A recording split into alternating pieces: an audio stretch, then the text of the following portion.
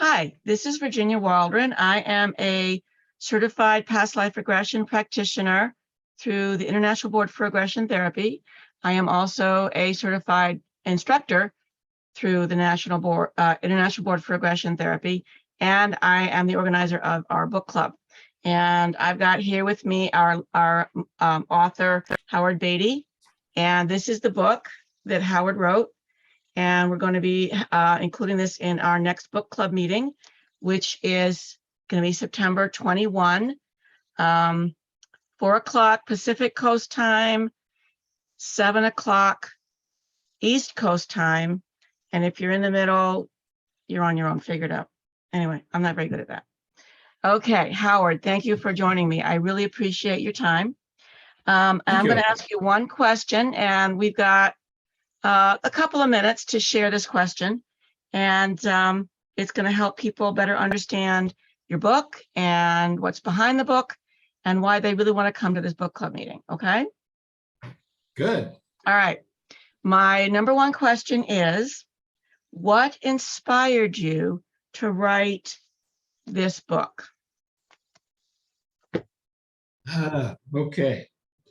Well, the book review will go into it in detail, but I'd be more than willing to summarize it for you in a couple of minutes here. Let me do something here. I spent 25 years as a certified and registered hypnotherapist and focused primarily on past life regression and spiritual regression.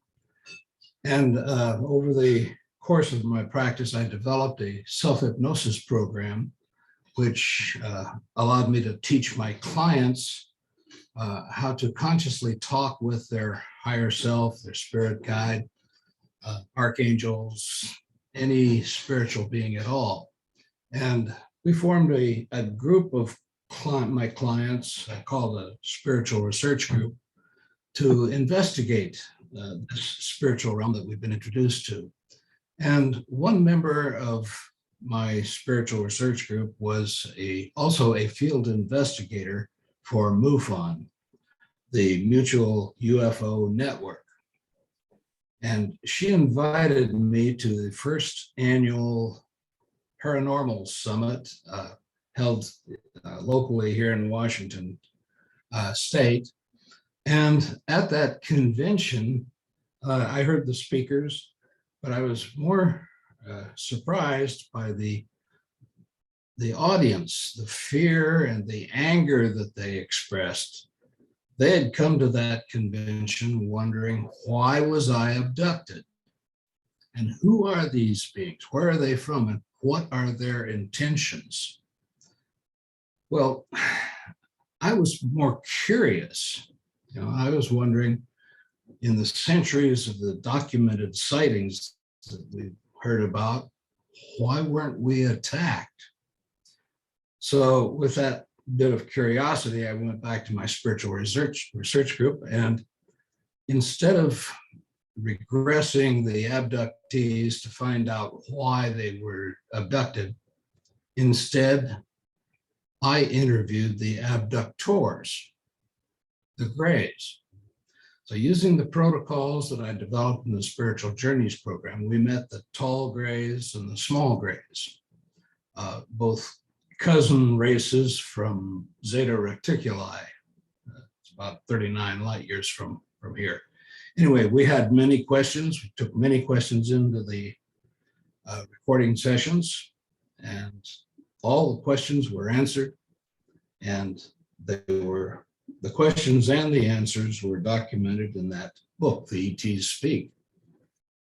But at the end, or near the end of that channeling session, my guides, who were really overseeing the session, they told me that they had another reason for allowing this information. They wanted to introduce me and my group to the Galactic Federation, the confederation of planets, races from other planets who are in the ETs circling around the Earth now. So they wanted to also introduce our group to members of the first contact group and to let us know what their plans were for first contact. So we were introduced to both the first contact civilization and other civilizations that are supporting first contact. Those specifically identified to be present physically at first contact were the Pleiadians and the Arcturians, Mhm. beings who resemble humans very closely. Other supporting civilizations would be present, not in physical form, but their consciousness would be able to monitor the first contact events and report back to the Pleiadians and Arcturians any fear or danger or anything else that was involved in that first contact. So the question that everybody has is, when will first contact happen? Their answer was soon, but it really depended on us humans. They said that their program or plans for first contact had 4 prerequisites. The first one was that half of the humans must ask for ETs to come, for ETs to be present.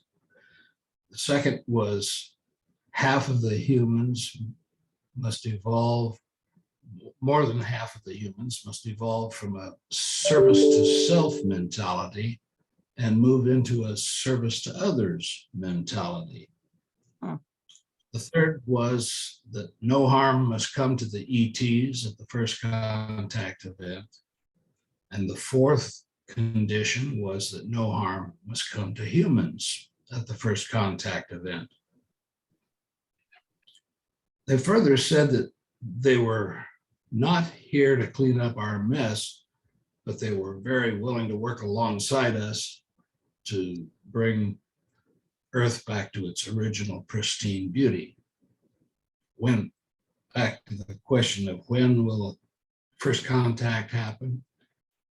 Well, the answer was soon. However, it all depended on us, those 4 conditions. Mhm. And those were questions that were addressed also in the book and the answers Right. given.